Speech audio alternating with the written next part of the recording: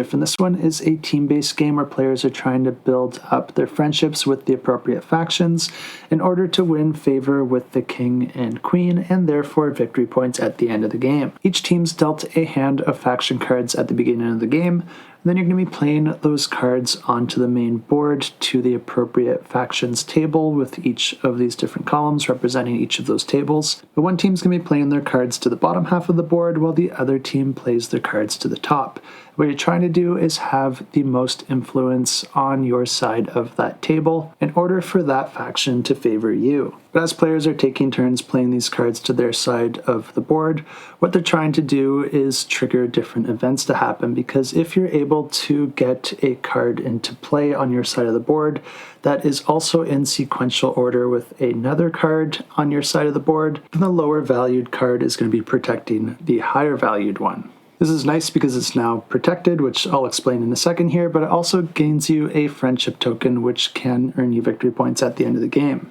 The reason that you want your cards protected is because if your opponent plays the same type of card of the same value on their side of the board and your card is not protected, then yours is going to get discarded, and then they also get a prank token which can be used for tiebreakers at the end of the game. After you've played a card, you can also optionally swap one of your cards with one of the cards out in one of the invitation rows. And if the card you played was also valued from 1 to 5, that could also add more cards into the invitational areas, giving you more opportunities and options when you do swap your cards. But players continue doing this back and forth until you have just 5 cards left in your hand.